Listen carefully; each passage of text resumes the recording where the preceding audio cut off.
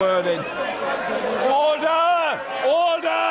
I say to the honourable gentleman, I will not tolerate such behaviour. If you want to go out now, but if you stand again, I will order you out. Make your mind up. Either shut up and get out.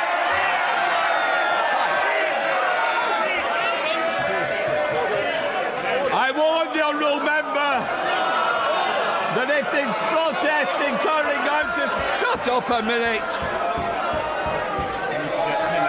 Does somebody want The Prime Minister of the United Kingdom, Keir Starmer, has just been expelled from Parliament by none other than Nigel Farage in a confrontation so fierce, so without precedent, it is already being hailed as the most extraordinary political clash in modern memory. The video is racing across networks at blistering speed, stunning millions throughout the nation and beyond. What follows is not ordinary theatre. This is the sort of episode that rewrites the playbook, shatters convention, and propels Britain into a full-scale constitutional emergency. It started with a single question.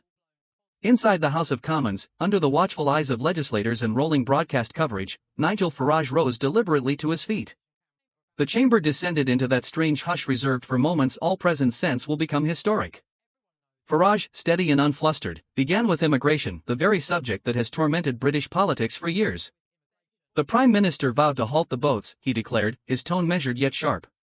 Instead, we've witnessed record crossings, record failures, and record betrayals of the British public.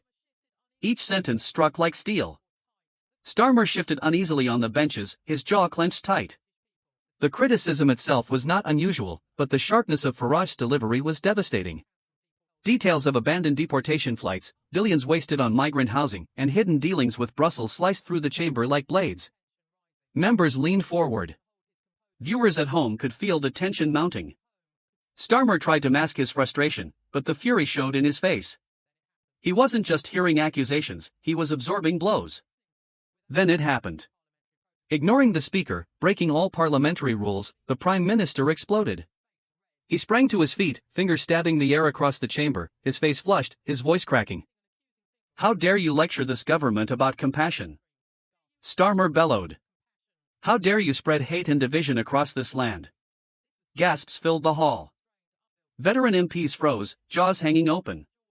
This was no longer debate. This was fury, unrestrained, raw, unheard of. And then came the breaking point. The Speaker, Sir Lindsay Hoyle, invoked a rule so ancient and obscure that most had forgotten it even existed, Standing Order 43. By it, he commanded the Prime Minister himself to leave the chamber immediately. The stillness was absolute. The leader of Britain, the most powerful man in the nation, had just been ordered out. Cameras flashed. Millions watched live. Starmer resisted at first, standing firm, spitting out defiance, though his voice trembled. Security edged closer. Step by step, the impossible unfolded. Starmer, shoulders drooped, was escorted from Parliament like any other unruly member, and remaining at the centre, composed and unwavering, was Nigel Farage, the man who had just forced Britain's Prime Minister from his seat of authority. The sight wasn't merely shocking, it was historic. For the first time in modern memory, the dominance of a sitting Prime Minister disintegrated before the nation's eyes. Yet this was only the beginning, because what followed would plunge the country into a political storm unlike anything Britain had ever known. The fallout was instant and brutal. Within minutes of Keir Starmer being removed from Parliament, clips of the clash flooded social media, Twitter, TikTok, and Facebook. Hashtags like #PM thrown out and #Westminster meltdown shot to the top of worldwide trends. Millions replayed the moment in disbelief. The head of government, screaming, red-faced, escorted away by guards. To Labour supporters, it was humiliating. To opponents, it was vindication. The comments told the story: if he can't control his temper in Parliament, how can he control the country? One post read. Another said, Farage stayed calm, Starmer lost it. Game over. Even before the evening broadcasts, the narrative was set. One man collected, the other unhinged. Inside Westminster, the panic was unlike anything in decades. Labour MPs sat in shock, some openly enraged, others whispering about what it meant for the party's future. Deputy Prime Minister Angela Rayner was reportedly furious, telling colleagues that Starmer had not only disgraced himself but also shamed the entire administration. Private Labour WhatsApp groups lit up with frantic messages. "This is catastrophic. He's finished. How do we recover? Meanwhile, on the Conservative benches, MPs who moments earlier were mute now grinned from ear to ear. If the PM can't keep order in the chamber, how can he keep order in number 10, one Tory quipped to waiting reporters. But it was Nigel Farage who seized the spotlight. Hours after the chaos outside the gates of Parliament, Farage delivered a statement that cut through the noise with icy precision. He didn't raise his voice, he didn't gloat, he simply said, "What we saw today was not leadership, it was collapse." A prime minister unable to defend his record chose fury instead of reason, insults instead of policy, and when pressed, he lost control so utterly he had to be escorted from the chamber. Britain deserves better than this. The statement raced across the country, clipped and replayed on every major network. The contrast was unmistakable: Starmer, red-faced and raging, Farage, calm and composed. By dawn, the political fallout was already visible. Labour's support plunging, Reform UK surging to historic levels, and Farage suddenly spoken of as a genuine contender for number 10. But this upheaval was about more than polling. Constitutional scholars quickly highlighted the deeper issue: the use of Standing Order 43. Never before in modern times had it been invoked against a sitting prime minister. Did the Speaker truly hold authority to eject the leader of government? Was this a temporary humiliation for Starmer or a fatal wound that left his position untenable? These questions lit a firestorm among jurists, historians, and commentators. Some called it a vital assertion of parliamentary power. Others warned it set a perilous precedent: a speaker able to topple a government with a single command. Overnight, Britain was staring not just at a leadership meltdown, but a full constitutional crisis. Meanwhile, on Britain's streets, voters were making up their minds fast. Radio call-ins were flooded with outrage. "I've backed Labour my whole life," one man from Manchester fumed. "But this? Shameful. He's supposed to lead, not throw tantrums like a child." In pubs, offices, and buses, the footage played endlessly, sparking conversations that always ended the same: Starmer had lost respect. Opposition parties smelled blood. Conservatives demanded an immediate vote of no confidence. Reform UK rode a wave of momentum, with donations and membership skyrocketing overnight. What began as a fiery exchange had now become the most significant political crisis since Brexit. And as the world watched, the question grew louder by the hour: could Starmer survive? Or was his premiership already finished? The chaos spilled far beyond Britain's borders. Within hours, global headlines screamed across front pages from New York to Sydney: British PM expelled from Parliament in unprecedented scenes. American networks CNN, Fox, MSNBC all ran the footage on loop. The most powerful man in Britain, shouting, trembling with rage, then marched out by guards. European capitals moved quickly to distance themselves. In Paris, Macron's office issued a cautious statement about the UK's stability. In Berlin, Scholz stressed that steady leadership was essential in turbulent times. But perhaps the most telling moment came in Canberra, where Australia's leader, asked directly if he had confidence in Britain's government, paused in silence before answering. That silence broadcast live said more than words. At home, Labour's turmoil deepened. For 2 full days after the eruption, number 10 remained mute: no press conference, no apology, no explanation. The Prime Minister vanished, leaving a vacuum his rivals filled with ease. Reform UK rolled out slick campaign ads showing split-screen footage: on one side, Starmer raging uncontrollably, on the other, Farage steady, measured, in command. The clips went viral, shared millions of times. The message was unmistakable: Starmer meant chaos, Farage meant control. With no leadership from Downing Street, the narrative hardened by the hour. Inside Labour, rebellion brewed. Senior figures whispered that Starmer had inflicted irreparable harm. Angela Rayner, furious and humiliated, told allies privately that he had failed the party and the country. Wes Streeting and Yvette Cooper were suddenly named as potential replacements. Veteran MPs who once defended Starmer now refused television appearances. The party machine, once disciplined, was crumbling in public view. Then leaked polling numbers dropped a political earthquake in figures. Labour crashed to 28%, their lowest since the 2019 disaster under Corbyn. The Conservatives edged up to 31%, and most shocking of all, Reform UK surged to 23%, within striking distance of becoming the official opposition. For a movement long dismissed as fringe, the rise was astonishing. Yet the crisis wasn't only political, it was constitutional. Experts warned Standing Order 43 had unleashed a Pandora's box. Could a speaker truly order a prime minister out? Did this undercut the government's authority itself?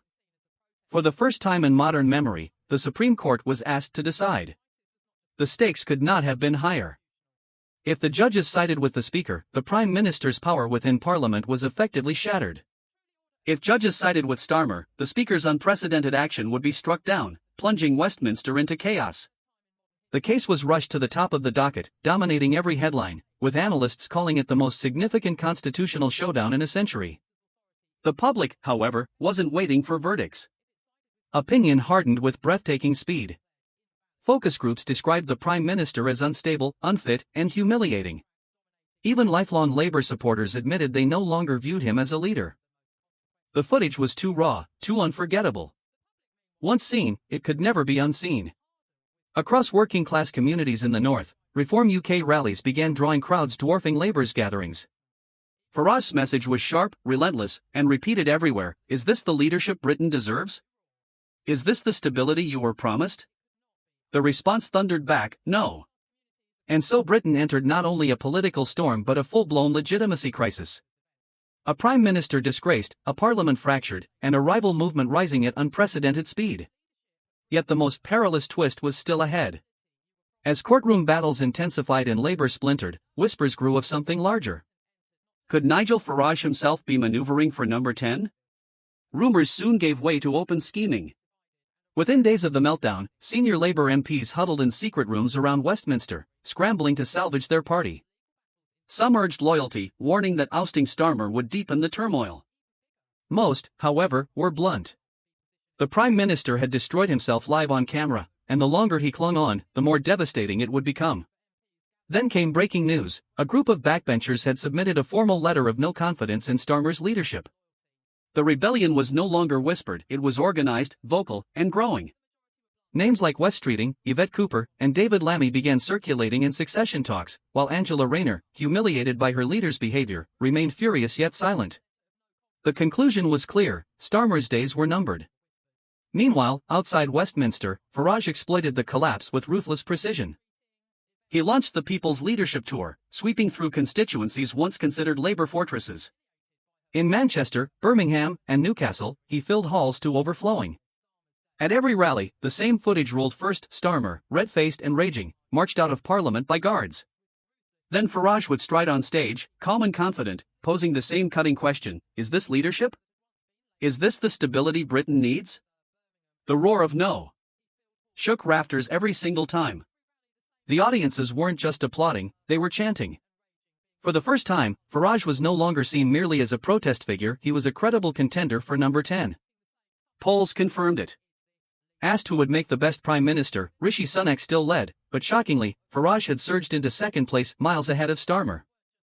For a man who had never held high office, the rise was unprecedented. Commentators likened it to the political earthquakes of recent decades, the rise of Trump in America, the collapse of French party politics, but admitted Britain had never witnessed anything quite like it. Reform UK's website crashed under the weight of new members. Donations poured in at levels unseen in modern British politics. The old order, once thought immovable, was crumbling before the nation's eyes. But the gravest threat came not from rallies or polls, but from the looming court decision. The Supreme Court prepared to decide whether the Speaker truly had the authority to eject a Prime Minister. Experts warned that whichever way the judgment fell, the consequences could shatter Britain's fragile system. If the court backed Speaker Hoyle, Parliament's supremacy over the executive would be cemented, reducing the Prime Minister to little more than a guest in the Commons. If it backed Starmer, it would brand the Speaker's action unlawful, sparking fury among MPs who believed order had been properly upheld. Either way, the balance between Parliament, government, and judiciary risked being torn apart in ways never tested before. The uncertainty sent tremors through the nation. Markets faltered, the pound slid, and whispers spread in foreign capitals that Britain was sliding into instability. Commonwealth leaders privately questioned whether London could still be relied upon as a steady partner. Meanwhile, the British public watched in disbelief as the very foundations of their democracy seemed to unravel. Ordinary voters, already jaded after years of Brexit turmoil, lockdown controversies, and leadership scandals, now faced a chilling question: if the Prime Minister can be dragged from Parliament and left powerless, who truly governs Britain? And as that question echoed nationwide, one man was ready with an answer. Nigel Farage, standing before ever larger crowds, declared, "The establishment has failed. The old parties are collapsing. Britain doesn't need more excuses. It needs reform. It needs leadership. And I am ready to provide it. The cheers grew louder. The donations swelled. And the possibility once ridiculed Farage as Prime Minister suddenly felt real. But the drama wasn't over. As Labour imploded, reform surged, and the court prepared to rule, darker whispers spread. Rumours swirled that Starmer himself was considering resignation before the verdict could even be delivered. If true, it would mark his final humiliation and the definitive end of his premiership.